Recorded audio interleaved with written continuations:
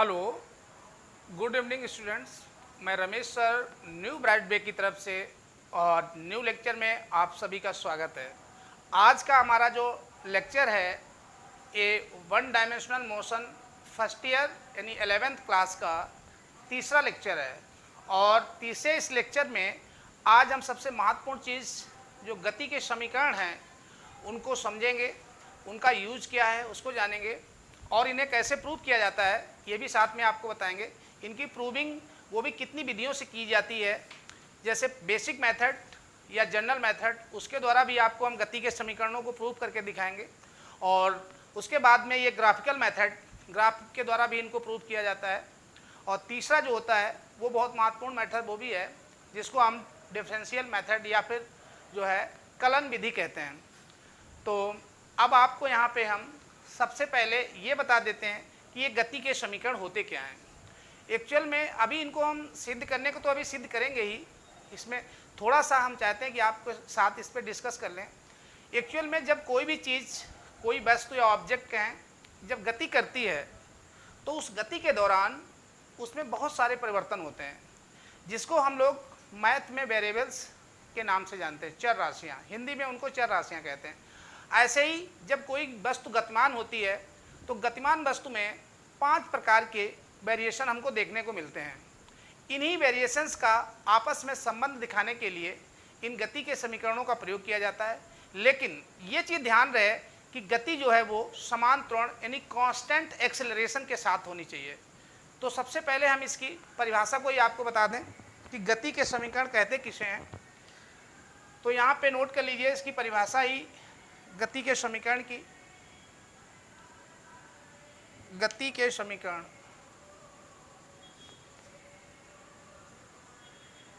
गति के समीकरण। अब इसमें पूछा जाए गति के समीकरण किसे कहते हैं, तो यहाँ पे लिखेंगे जब कोई वस्तु एक समान, ये इंपॉर्टेंट है इसका, एक समान त्वरण का मतलब होता है यूनिफॉर्म एक्सेलरेशन।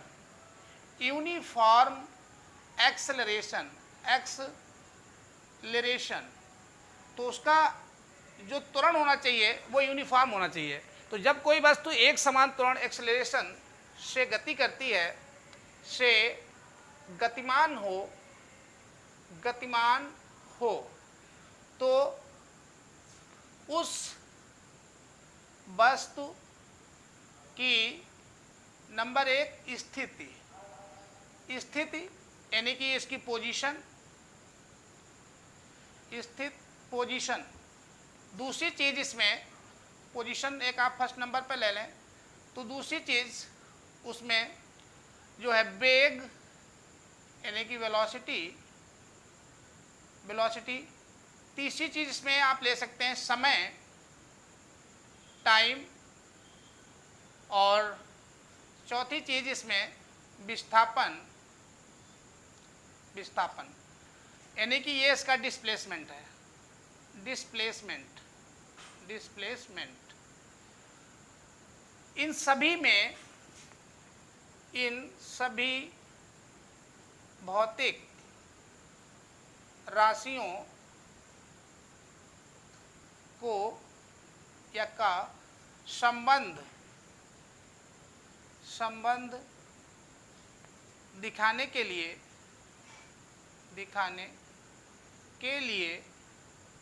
गति के समीकरणों का प्रयोग करते हैं या गति के समीकरण कहते हैं। तो इसको लिखने के लिए तो हमने डिटेल में लिख दिया, लेकिन मेन चीज़ यही है कि जब कोई वस्तु, लेकिन इसमें ये इसका महत्वपूर्ण फैक्टर है कि वो एक समान त्वरण से गतिमान होनी चाहिए, यूनिफॉर्म एक्सेलरेशन से गति कर रही हो। तो उस वस्तु की स्थिति, सबसे नंबर 1 उसकी स्थिति, पोजीशन कहाँ है, कैसी नहीं है, तो उसकी पोजीशन, उसका वेग यानी वेलोसिटी, उसका टाइम, उसका डिस्प्लेसमेंट, ये सारी चीज़ों को आपस में संबंधित करने के लिए गति के संबंधों यानी गति के नियमों का प्रयोग किया जाता है। और गति के कुल पूछा जाता है कितने नियम हैं, तो गति के कुल टोटल 3 नियम हैं। तो गति के नियम कितने हैं, तो गति मतलब मोशन गति के 3 समीकरणें हैं, तो इनकी कुल जो संख्या है वो 3 है, जिसको हम लोग इसी नाम से जानते हैं, गति का प्रथम समीकरण, फर्स्ट इक्वेशन ऑफ मोशन, इसको बोलते हैं फर्स्ट इक्वेशन ऑफ मोशन। तो first equation of motion, first equation of motion ये पहली है। दूसरी, गति का द्वितीय नियम, गति का द्वितीय नियम, इसको बोला जाता है सेकेंड इक्वेशन ऑफ मोशन। तो ये इसकी दूसरी है। और एक तीसरी होती है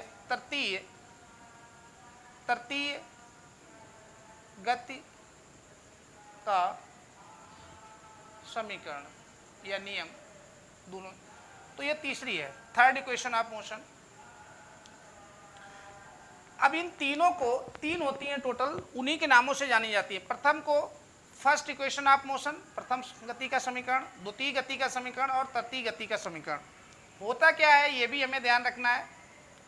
तो ये हमारा पहला जो होता है वो b = u + at। दूसरी जो गति के समीकरण होती है वो s = ut + ½ at²। और जो तीसरी होती है वो b² = u² + 2as। ये 3 गति की समीकरणें हैं। हम इन तीनों गति के समीकरणों के विषय में हम आपको इसमें कुछ बहुत बारीक चीज़ें बताएंगे जो शायद आपने अभी तक न पढ़ी हों, और उन्हीं पे क्वेश्चन आते हैं। चलिए तो उनको देखिए कौन सी वो बारीकियां हैं। केवल इनकी समीकरण को याद कर लेने से हमारा काम नहीं चलेगा कि केवल हमने गति की समीकरणों को याद कर लिया तो लग रहा है कि हमको समीकरण याद है। इसकी गति की समीकरणों को बड़ी डीप में जाकर के आपको समझना पड़ेगा, तब जाकर के इसमें हम इनको समझ पाएंगे और तभी इनसे हम न्यूमेरिकल कर पाएंगे। अन्यथा के केस में फिर न्यूमेरिकल आपसे फंसेंगे। केवल याद करेंगे तो फिर न्यूमेरिकल आप सही से नहीं समझ पाएंगे। तो चलिए गति के समीकरणों को लिखते हैं पहले। तो प्रथम समीकरण जो है, प्रथम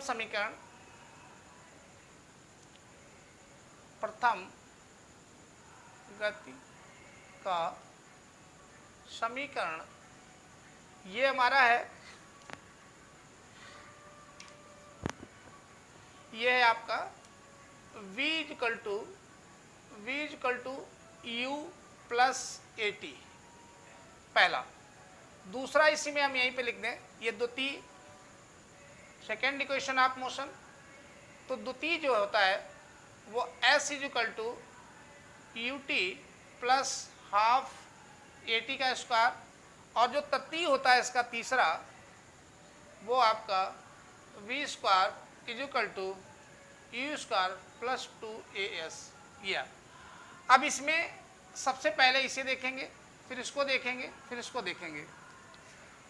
यदि हम सबसे पहले सभी को ओवरऑल मिला के देखें तो कुल कितने वेरिएबल्स हैं, तो उनको जरा सा नोट करते हैं।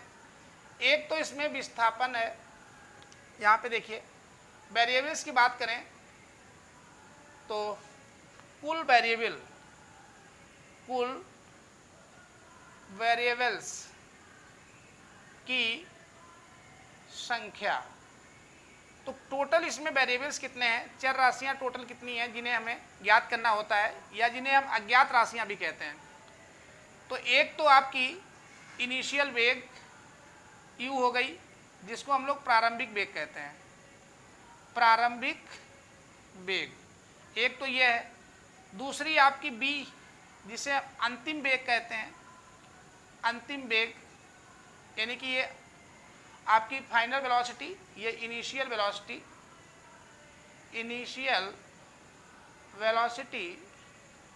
तो इनिशियल वेलोसिटी इसको बोलते हैं फाइनल वेलोसिटी। और उसके बाद में देखिए s है, तो ये s का मतलब यहाँ पे विस्थापन से होता है। विस्थापन जिसको हम इंग्लिश में डिस्प्लेसमेंट बोलते हैं, डिस्प्लेसमेंट। डिस्प्लेसमेंट हो गया। उसके बाद में अभी भी इसमें चीज़ें हैं, आप गौर करते रहिए। उसके बाद ए, ये आपका यूनिफॉर्म एक्सेलरेशन है, जिसको आप त्वरण कहते हैं। त्वरण यानी कि एक्सेलरेशन, ये इसका एक्सेलरेशन हो गया। अब उसके बाद अभी देखिए 4 चीज़ें आ गई हैं, एक चीज़ इसमें अभी भी छूटी हुई है, अब वो क्या है? टी फॉर टाइम, समय भी बदलता है। तो जितनी चीज़ें बदलती रहती हैं, जो चेंजेबल होती हैं, उन्हीं को हम लोग वेरिएबल कहते हैं। तो समय यानी कि टाइम, तो इन्हीं का संबंध भी दर्शाया गया है। लेकिन टोटल जो वेरिएबल्स हैं वो इनकी संख्या देखेंगे तो 5 है, 1 2 3 4 5, टोटल 5 वेरिएबल्स हैं। अब इसमें पहली वाली में हम गौर करेंगे, पहली वाली में कितने वेरिएबल्स आए हैं, कितने वेरिएबल्स का यूज हुआ है।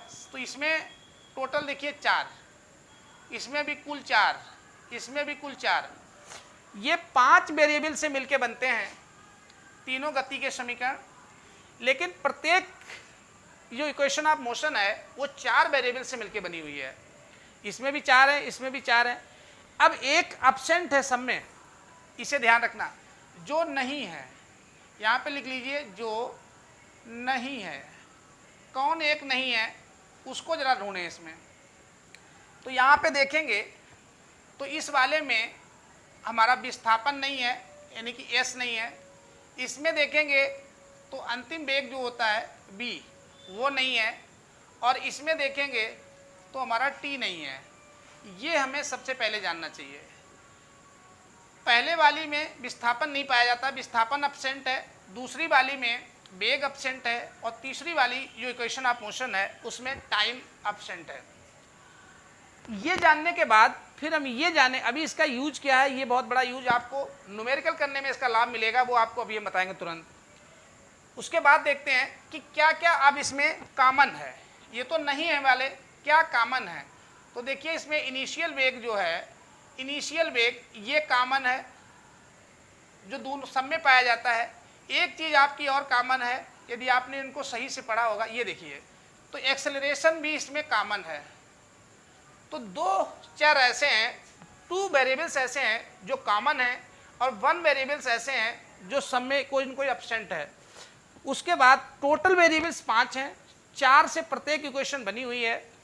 अब इसका लाभ देखिए, कोई न्यूमेरिकल हमसे पूछा जाता है तो उस न्यूमेरिकल में सारे गिवन नोट करेंगे, जितने गिवन दे रखे होंगे गिवन को नोट करेंगे। यदि उसमें डिस्प्लेसमेंट नहीं दिया है तो इसके मतलब यही लगना है उसमें, क्योंकि अक्सर मैंने देखा है बच्चे यही नहीं समझ पाते हैं कि इसमें कौन सी इक्वेशन ऑफ मोशन लगेगी। अब ऐसे ही जिसमें बी है, जिसमें बी ना दिया हो, गिवन सारा नोट कर लेंगे क्वेश्चन से, बी नहीं दिया है तो उसमें यही लगनी है। जिसमें टी नहीं दे रखा है तो उसमें थर्ड इक्वेशन ऑफ मोशन लगेगी। ये यहाँ से इसको सिस्टमैटिक समझने का हमें लाभ मिलता है। अब हम ठीक इसके आगे चलेंगे कि इन समीकरणों को हम कैसे प्रूफ करेंगे और कितनी विधियों से इन्हें प्रूफ किया जा सकता है। तो चलिए आगे बढ़ते हैं। उम्मीद करते हैं ये चीज़ आपको समझ में आ गई होगी। यदि नहीं समझ पाए तो आप इस पर कमेंट करेंगे, तुरंत आपको बताया जाएगा। अब इन गति की तीनों समीकरणों को सिद्ध करने के 3 विधियां हैं। 3 विधियों से इनको सिद्ध किया जाता है। 3 विधियां हैं, या जिनको मेथड्स कहते हैं, 3 मेथड्स। 3 मेथड्स हैं, 3 मेथड हैं फॉर प्रूफिंग, जिससे हम इनको प्रूफ कर सकते हैं। मतलब सिद्ध कर सकते हैं। तो इनके सिद्ध करने के 3 विधियां हैं, उनके नाम आपको पता होने चाहिए। तो पहली विधि जो आपको 9th क्लास से ही पढ़ा दी जाती है, तो जो प्रथम विधि है, प्रथम विधि को एक्चुअल में हम लोग बेसिक मेथड भी कहते हैं। बेसिक मेथड, क्योंकि ये छोटी क्लासों में ही बता दिया जाता है बेसिक मेथड। इसी का एक दूसरा नाम है जनरल मेथड, सामान्य विधि भी इसी को कहा जाता है। उसके बाद जो दूसरी इक्वेशन ऑफ मोशन है, द्वितीय, मतलब उसको हल करने का जो विधि सॉल्व करने की है, जो सेकंड जो विधि है, द्वितीय विधि। तो जो द्वितीय मेथड है, दूसरा मेथड है जिससे इन तीनों समीकरणों को हम प्रूफ कर सकते हैं, वो होता है आपका ग्राफिक मेथड। तो इसको हम ग्राफ के सहारे एक ग्राफ बना करके इनको प्रूव करते हैं तीनों को। और एक तीसरा होता है, वो आपका सबसे महत्वपूर्ण है देखा जाए तो, जो तरतीब विधि है, जिससे इनको हम सिद्ध कर सकते हैं। तरतीब विधि हमारी कलन विधि कहते हैं, हिंदी में कलन, इंग्लिश में डिफरेंशिएशन मेथड। तो ये डिफरेंशिएशन मेथड, जिसको हिंदी में कलन विधि कहते हैं, कलन विधि बहुत महत्वपूर्ण है। तो इन तीनों विधियों से इन तीनों समीकरणों को प्रूफ किया जा सकता है, सिद्ध किया जा सकता है। तीनों विधियों, अब समीकरण कितने हैं याद रखने के लिए, तीन ही समीकरण, इक्वेशन ऑफ मोशन है, और तीन ही विधियों से उनको प्रूव किया जाता है। तो अब इसमें हम सबसे पहले जो अप्लाई करेंगे वो प्रथम विधि करेंगे, बेसिक मेथड से तीनों समीकरणों को प्रूफ करेंगे। उसके बाद ग्राफिक मेथड से करेंगे, फिर उसके बाद जो है तरतीब में डिफरेंशिएशन मेथड यानी कलन विधि से इनको प्रूव करेंगे वन बाय वन। चलिए, तो सबसे पहले इसमें जो हम विधि का प्रयोग कर रहे हैं वो हमारी है बेसिक मेथड। तो basic methods, first basic method. तो बेसिक मेथड से प्रथम इक्वेशन ऑफ मोशन को प्रूव करेंगे, गति की प्रथम समीकरण। अब इसमें गति की जो प्रथम समीकरण है, फर्स्ट इक्वेशन ऑफ मोशन है, उसको यहाँ पे नोट कर लेंगे। जिसको प्रूफ करना है उसको आप नोट कर लीजिए ऐसे, b equal to u plus या ऐसे AT, यही हमें सिद्ध करनी है। तो इसी को हमें प्रूफ करना है। इसमें साथ में क्या ध्यान रखना है वो चीज़ें भी हम बता देंगे। अब सबसे पहले प्रथम इक्वेशन को प्रूफ करने के लिए आपको त्वरण लेना पड़ेगा, त्वरण, एक्सेलरेशन। तो त्वरण की जो परिभाषा होती है कि वेग परिवर्तन की दर को त्वरण कहते हैं। तो वेग परिवर्तन यानी कि उसका जो अंतिम वेग है, अंतिम वेग को हम लोग v कहते हैं, और उसका जो इनिशियल वेग है वो u। अब इनमें परिवर्तन मतलब टाइम, कितने समय में फाइनल वेग और इनिशियल वेग का अंतर, यानी वेग परिवर्तन की दर को ही एक्सेलरेशन कहते हैं। तो यहाँ पे यही मेन है कि सबसे पहले हमें एक्सेलरेशन को ध्यान रखना पड़ेगा, त्वरण को याद रखना पड़ेगा। अब t को इधर भेज दीजिए, बहुत आसानी से प्रूफ हो जाता है। इधर बटे की इधर जाएगी, गुणे में चली जाएगी, b माइनस यू हो गया। u को और इधर भेज दीजिए, तो u AT इधर ऑलरेडी पहले से है, ये u हमारा और इधर आ गया, तो ये b हो गया। अब इसी को चाहो तो आप इससे लिख दीजिए v इक्वल टू, घुमा दीजिए इसको तराजू की तरह, u प्लस AT। ये तो वही तराजू के पलड़े, चाहे वो इधर रखिए या उधर रखिए। तो b equal to u plus AT, ये आपका बहुत इजीली प्रूफ हो जाएगा। यहाँ पे हमारा ये प्रूफ हो गया। याद रखने के लिए एक ग्रीन से जो गोला मार दिया है कि आपको एक्सेलरेशन याद रखना है। एक्सेलरेशन याद रहा तो ये इजीली प्रूफ हो जाएगा, इसमें हमें कोई कहीं समस्या नहीं आएगी। अब दूसरा देखते हैं, द्वितीय गति का समीकरण। तो दूसरा वाला जो है, ये तो पहला था, द्वितीय इक्वेशन ऑफ मोशन, द्वितीय गति का समीकरण। तो जो दूसरा है उसको भी नोट कर लीजिए। ये हमारा होता है s equal to ut plus half AT का स्क्वायर। ये तो आपको इतना ध्यान ही रखना पड़ेगा, इसको, इसे हमें प्रूफ करना है। अब इसको प्रूफ करने के लिए इसमें त्वरण को ध्यान रखेंगे और इसमें किसको ध्यान रखेंगे, इसमें औसत वेग को ध्यान रखेंगे, औसत वेग, क्योंकि ये भूल गए तो दिक्कत हो जाएगी। एवरेज वेलोसिटी, तो average velocity is equal to, अब औसत कैसे निकालते हैं, इनिशियल इंटू फाइनल। तो पहले हमारा फाइनल वेग v प्लस इनिशियल वेग u, एवरेज करना है, दो क्वांटिटी हैं तो 2 से डिवाइड कर दीजिए, एवरेज हो जाएगा। 3 होती हैं तो 3 से कर देते हैं, औसत करने के यही रिलेशन है। अब इसमें ये एक्चुअल में वेग है, तो वेग को हम लोग लिख सकते हैं डिस्प्लेसमेंट अपॉन टाइम, क्योंकि जो डिस्प्लेसमेंट या डिस्टेंस परिवर्तित करने की दर को ही वेग कहा जाता है। क्योंकि वेग का फार्मूला यही होता है भाई, वेग ये कितना डिस्टेंस कवर किया कितने टाइम में, तो कितना डिस्प्लेसमेंट कितने टाइम में कोई बॉडी कवर कर रही है, वही उसका वेग होता है। तो इसको यहाँ रख देंगे। अब यहाँ पे देखें तो ये b और u, तो यहाँ पे u ऐसे रखेंगे, इस b का आप यहाँ पे सूत्र लगा दीजिए समीकरण 1 से। तो समीकरण 1 का प्रयोग करोगे, समीकरण 1 में क्या है, b equal to u plus a t. तो b जो होता है वो हमारा u प्लस ए टी होता है। तो इस b की जगह पे यहाँ वैल्यू रख दीजिए, तो u प्लस ए टी, ये वैल्यू आ गई। अब इसमें पूरे के देखिए नीचे ये 2 चल ही रहा है, ये ऐसे लिख दिया, ये हमने नया मान लगाया था यहाँ पे उसका। अब देखो एक u एक ये, टोटल u कितने हो गए, 2 u हो गए, तो 2u प्लस ए टी, और अपॉन में कितना है 2, और इधर हमारा s अपॉन टी ये चल रहा है। अब इधर जो t बटे में है इसको हम उधर भेज देंगे, तो ये पूरे के इधर किनारे साइड में चला जाएगा, तो यहाँ से इधर चला गया, क्योंकि s तो हमें इधर रखना ही है, इतना हमें अपने इस पे जो चीज़ प्रूव करनी है वो दिमाग में रखना होता है ऐसे। अब ये 2 इसके नीचे भी इसके नीचे, दोनों के नीचे अलग अलग कर दीजिए, तो इसके नीचे भी आ जाएगा 2u upon 2 plus a T upon 2। अब देखिए t अभी भी हमने बाहर ही रखा हुआ है, ये 2 कट गया, अब t को अंदर मल्टीप्लाई कर दीजिए, आपकी इक्वेशन बन गई। तो ut इसके साथ पहले ये आएगी यहाँ पे, प्लस यहाँ पे आ जाएगी, तो ए टी का स्क्वायर हो जाएगा, 2 वैसे नीचे कर लीजिए a, और एक t है तो t का स्क्वायर हो जाएगा। तो s equal to ut plus half a t square, ये देखिए सेकेंड का प्रूवमेंट यहीं पे हो गया आसानी से। तो इसके लिए हमें जो ध्यान रखना है, एक तो यहाँ पे b का मान हमें रखना है, दूसरे सबसे मेन स्टार्टिंग होती है उसका औसत वेग लेके चलेंगे, एवरेज वेग हमको ध्यान रहा तो ये आसानी से प्रूफ हो जाएगा। अब तीसरा जो गति का समीकरण है उसको भी हम यहीं पे कर देना है, थर्ड इक्वेशन ऑफ मोशन। तो चलिए इतनी इसी में आ जाएगा। तीसरी तृतीय गति का समीकरण, तो तृतीय जो होता है उसको ऐसे नोट कर लीजिए, b square equal to u square plus 2as, यही होता है। तो इसको नोट कर लिया यहाँ पे, अब इसे हम प्रूव करेंगे।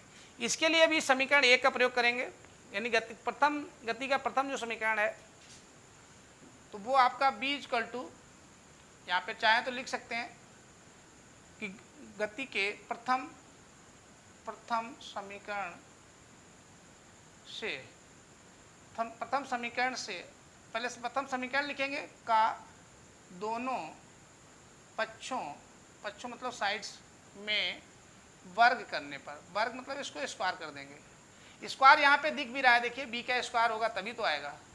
तो b equal to u plus a t, ये से लिंक थोड़ा थोड़ा बनाते रहेंगे तो ये दिमाग में बना रहता है। आपसे कन्फ्यूजन होगा तो यहाँ b स्क्वायर है तो प्रथम का स्क्वायर करेंगे, इसे आ जाएगा। अब जो भी स्क्वायरिंग होती है बोथ साइड होती है, तो इधर भी स्क्वायर करेंगे तो इधर साइड भी स्क्वायर कर देंगे। अब ये b का स्क्वायर इज इक्वल टू ये a प्लस बी का होल स्क्वायर हो गया, तो पहले वाले का स्क्वायर प्लस दूसरे वाले में 2 पद हैं तो दोनों का स्क्वायर होगा, a square plus b square plus 2a, a यहाँ पे u है, b यहाँ पे ए टी है, ये खुल गया इसका। अब इसके बाद में यहाँ पे देखें गौर से, तो b equal to u square plus a t का स्क्वायर, ये a प्लस बी का होल स्क्वायर से खोल दिया। अब आगे देखते बढ़ते हैं, यू स्क्वायर। अब इसमें देखिए 2a कॉमन ढूंढो, तो 2a कॉमन ढूंढेंगे, यू स्क्वायर तो लिख ही लिया है, प्लस इसमें तो 2 है नहीं तो क्या करेंगे, इसमें 2 का ऊपर लिख देंगे, 2 से ऊपर नीचे, क्योंकि कोई भी संख्या ऊपर जितने से नीचे भाग करें उतने से गुणा कर दें, तो ये मेथड है हमारा मैथ का, उसका प्रयोग करेंगे। एक्चुअल में 2a हमको यहाँ पे प्राप्त करना है, वो यहीं पे मिल जाएगा। तो 2a अब हमारा कॉमन हो गया, देखिए यहाँ पे भी 2a है, यहाँ पे भी 2a हो गया, 2a कॉमन निकाल देंगे तो नीचे वाला 2 छूट जाएगा, और ऊपर एक a निकल गया तो एक a बचेगा, t बचेगा, और बटे में इसके जो है 1/2 ये रह जाएगा। यहाँ से ये 2 जा चुका है, a जा चुका है, तो खाली u और t बचा हुआ है। अब इसको सही से देखें तो ये आपका निश्चित रूप से इतना जो है ये s है, क्योंकि s जो होता है ut plus half a t square होता है, 1 मिनट, और इसका हाँ ये t का स्क्वायर, तो ut plus half a t square ये s बन गया, बस ये वाला भी आपका प्रूफ हो गया, u स्क्वायर प्लस 2a, और ये पूरा s बनता है। तो इस तरीके से तृतीय समीकरण को भी आपने यहाँ पे प्रूव कर लिया।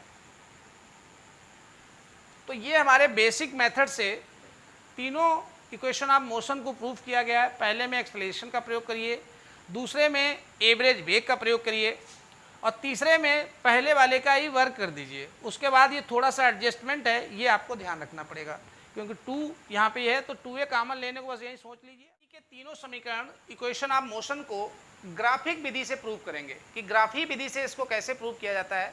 और ग्राफिक विधि से बहुत आसानी से प्रूव हो जाएगा, बस वेलोसिटी और टाइम यानी बीटी ग्राफ आपको बनाना पड़ता है। तो बीटी ग्राफ पहले बना लीजिए ये, और समय को ध्यान रखिएगा, समय को हमेशा यहाँ पे लिख लीजिए ग्राफीय विधि, क्योंकि परीक्षा में जिस विधि से कहा जाएगा उसी से करना पड़ता है। ग्राफीय विधि द्वारा समीकरणों को प्रूफ करना, तो ये ग्राफिक मेथड है। तो यहाँ पे पहले ग्राफ महत्वपूर्ण है, एक बीटी ग्राफ बनाएंगे। तो बीटी ग्राफ ये नीचे एक्स अक्ष को हमेशा टाइम, यहाँ पे टाइम ही लेंगे, और जो बाई अक्ष होता है, बाई अक्ष पे हम वेलोसिटी ले लेंगे, यानी कि वेग, वेलोसिटी। तो वेलोसिटी को हमें बाई अक्ष पे रखना है, एक्स अक्ष पे हमेशा टाइम रखना है। उसके बाद फिर हम यहाँ से ऐसे एक देखिए लाइन लेंगे। अब ये यहाँ पे हमने लिख दिया a और यहाँ पे लिख दिया b, क्योंकि कांस्टेंट एक्सेलरेशन है। अब इसको यहाँ से ऐसे नीचे एक्स अक्ष पे अभिलंब खींच देंगे, ऐसे इसको पोजीशन को मिलाएंगे। अब यहाँ तक पहुँचने में ये टोटल इसका जो टाइम है t0 से स्टार्ट करके वो t है इतना। यहाँ से एक इसको ऐसे मिला देंगे तो यहाँ पे एक 90 डिग्री का कोण बन जाएगा। बस इतना सा ग्राफ है, इसी ग्राफ से हम तीनों समीकरणों को प्रूव कर देंगे एक। और इसमें सबसे अच्छी बात यह है कि एक ही ग्राफ से तीनों इक्वेशन ऑफ मोशन को प्रूव किया जाता है, इसी ग्राफ से हम तीनों को प्रूव करते हैं। तो सबसे पहले हम इसमें गति की पहली इक्वेशन को सिद्ध करेंगे। तो फर्स्ट इक्वेशन ऑफ मोशन, तो फर्स्ट इक्वेशन ऑफ मोशन यहीं पे लिख लेते हैं। प्रथम गति का प्रथम समीकरण, तो गति का प्रथम समीकरण फर्स्ट इक्वेशन ऑफ मोशन। अब फर्स्ट इक्वेशन ऑफ मोशन जिसको प्रूव करना है इसको पहले नोट कर लीजिए। तो ये होती क्या है, ये होती है b = u + at। इसको आप ऐसे बार बार लिखेंगे तो याद ही हो जाएगी। अब इसको प्रूव करने के लिए ग्राफ का यूज करते हैं। देखिए यहाँ पे ये कोण बन रहा है, ये कोण बन रहा है थीटा, और यहाँ पे एक बिंदु ले लीजिए C। अब इसमें ये जो है वेग यहाँ से इसने स्टार्ट किया है, तो ये टोटल जो है यहाँ से यहाँ तक ये इसकी इनिशियल वेलोसिटी है। तो हम यहाँ पे u लिखे दे रहे हैं, u, ये टोटल इसकी इनिशियल वेलोसिटी है यहाँ तक। और उसके बाद ऊपर यहाँ पे इससे ऐसे मिला दीजिए यहाँ पे ये, तो ये यहाँ पे b लिख दीजिए। तो ये इसका फाइनल वेग हो गया। तो टोटल यहाँ से यहाँ तक जो देखा जाएगा ये टोटल इसका b होगा, ध्यान रखना है। चलिए अब इसमें देखिए, तो यहाँ पे ये त्रिभुज हमारे पास एक ट्रेंगल मिला है, वो कैसा है, राइट एंगल ट्रेंगल है। तो यहाँ पे लिखेंगे त्रिभुज, यहाँ से देख लीजिए ट्रेंगल ABC, ट्रेंगल ABC में। अब इस ट्रेंगल में एक tan थीटा लगा देंगे, क्योंकि tan थीटा हमारा क्या होता है, जो कोण है उसके सामने लंब होता है, लंब बटे आधार। तो यानी कि ये हमारा BC/AC हो जाएगा, BC/AC, tan लंब बटे आधार। तो यहाँ पे कोण के सामने जो कोण लेते हैं सामने लंब यानी परपेंडिकुलर होता है, बाकी बेस हो जाता है। अब इसमें tan थीटा को ये हमें ध्यान रखेंगे, ग्राफी विधि में आपको बताया जाता है कि जो tan थीटा होता है ये ग्राफ एक्सेलरेशन के बराबर होता है, त्वरण के बराबर होता है। और पहले बेसिक मेथड में भी हमने त्वरण का प्रयोग किया था, तो ये आपके लिए विशेष याद रखने का तरीका है। तो ये एक्सेलरेशन ही होता है। अब देखिए जो BC है ये डिस्टेंस है, तो ये डिस्टेंस को कैसे निकालेंगे, ये टोटल जो है b है और उसमें से ये इतनी u हटा लो, तो ये हमारा बन जाएगा b - u। फिर से देख लीजिए, टोटल यहाँ से यहाँ तक ये b है तो ये भी b होगी। अब ये इतनी u है तो ये भी u होगी। अब उसमें पूरे v में से u निकल जाएगा तो b माइनस यू बचेगा। तो BC जो हमारा है वो b माइनस यू के बराबर है। ऐसे ही नीचे वाला देखिए AC, तो A से C तक, तो 0 से टाइम स्टार्ट हुआ, यहाँ तक आया है, D पॉइंट ले लीजिए, तो ये हमारा T टाइम है, T हो गया। बस से आपकी इक्वेशन प्रूफ हो गई, इसको इधर भेज दीजिए, तो ये आपका AT हो जाएगा, ये B माइनस यू, यू को इधर भेजिए, तो B इक्वल टू हो जाएगा U प्लस AT। यही प्रूफ हो गया।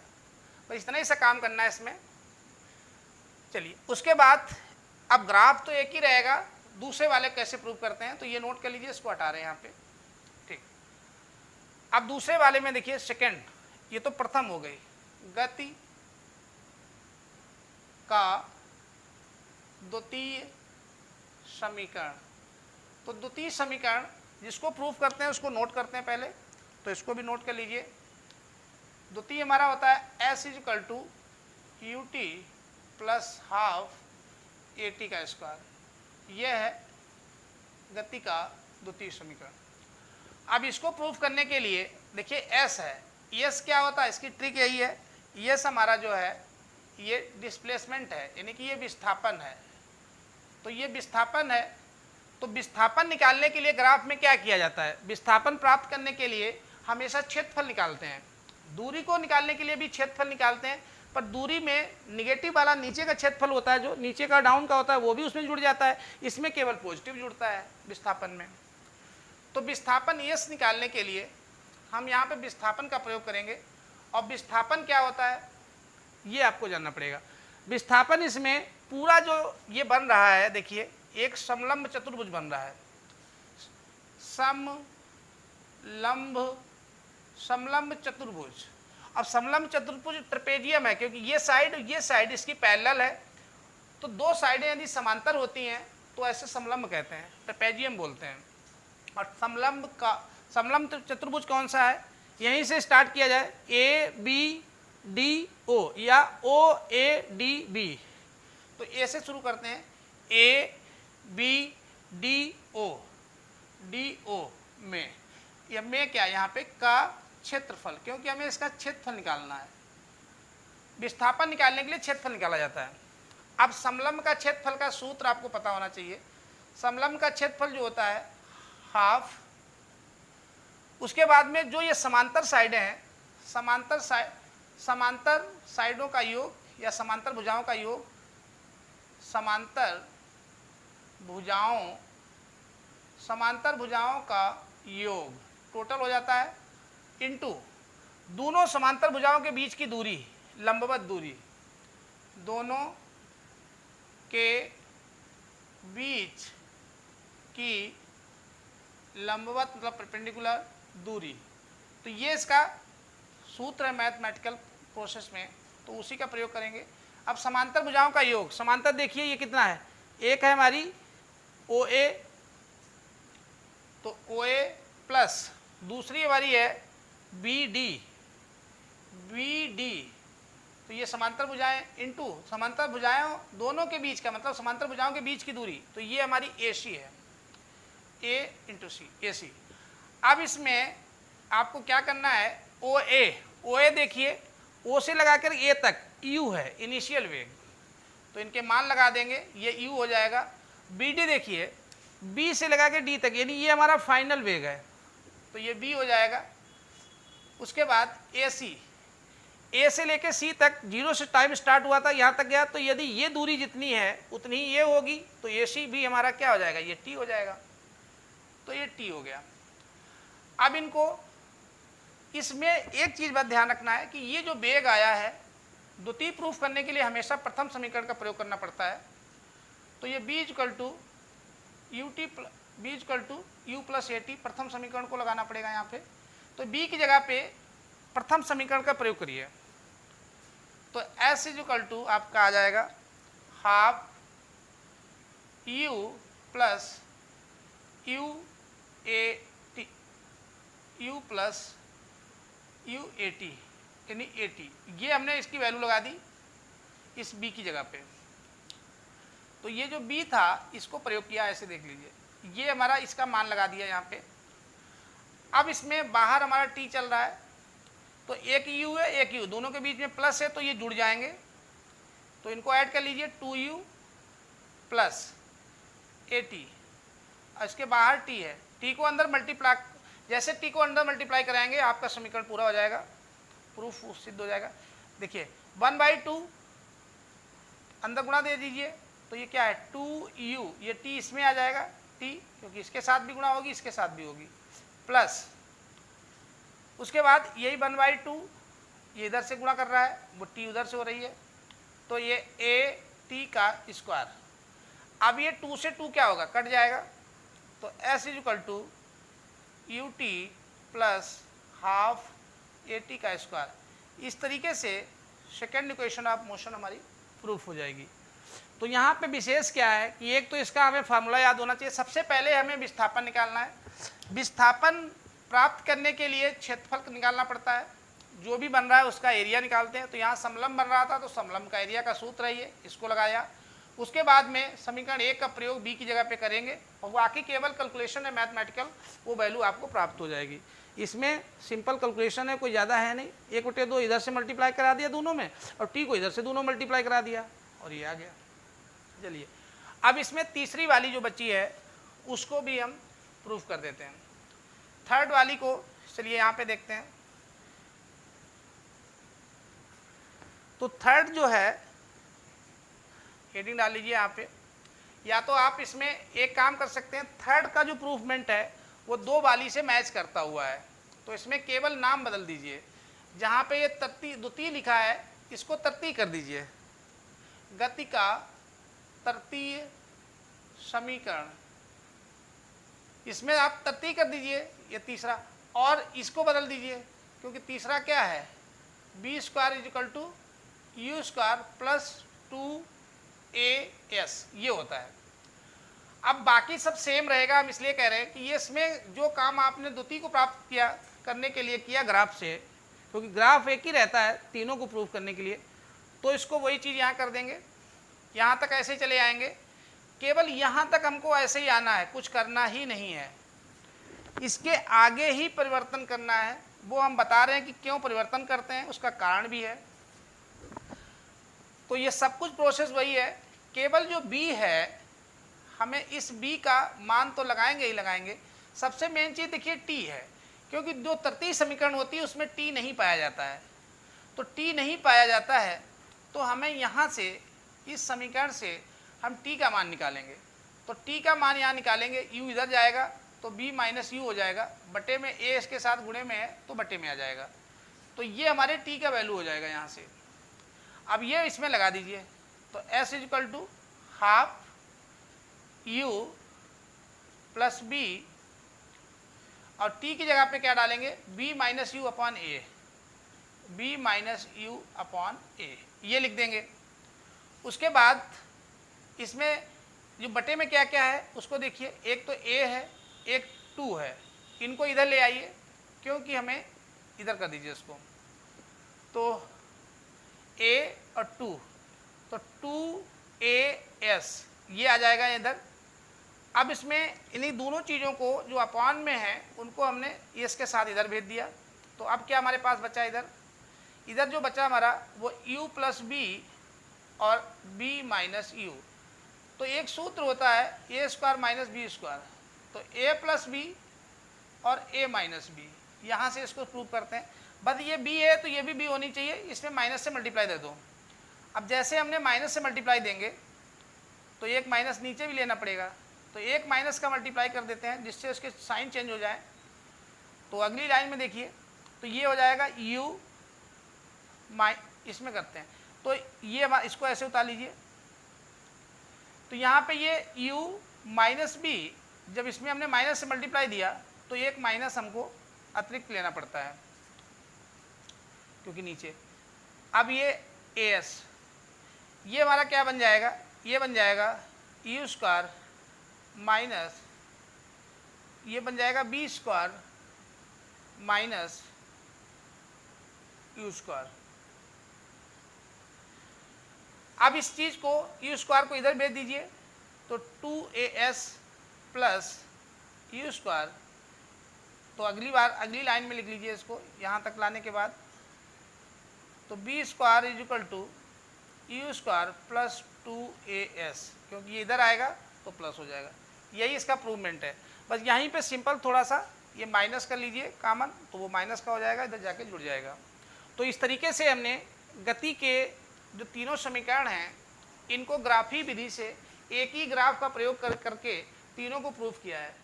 तो अब चलते हैं, इनको दो विधियों द्वारा प्रूव कर लिया है। एक पहले बेसिक मेथड या जनरल मेथड, और दूसरा इसमें जो था वो ग्राफी मेथड। तीसरा इसमें जो बचा हुआ है जो कलन विधि या जिसको डिफरेंशिएशन मेथड कहते हैं, उसको हम लोग इसके आगे पढ़ेंगे। ठीक है।